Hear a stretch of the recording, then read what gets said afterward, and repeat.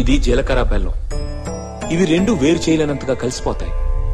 పెళ్లి తర్వాత భార్యాభర్తలు కూడా జీవితాంతం అలా కలిసి ఉండాలని ఇవి తలపై పెట్టిస్తుంది.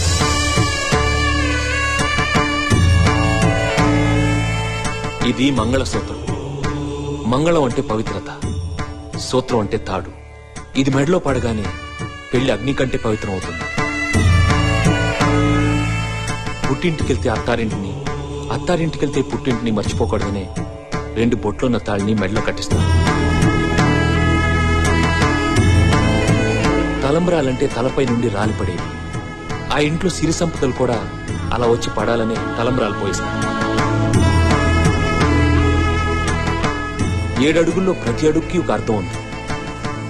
ఒకరి వెంట ఒకరు 7 అడుగులు నడిచి 6వ ప్రాణంగా 5వ తనాన్ని మూటగట్టుకొని 4 దిక్కుల సాక్షిగా 3 ముళ్ల బంధంతో 2 జీవితాలు ఒకటయ్యేదే పెళ్ళంటే.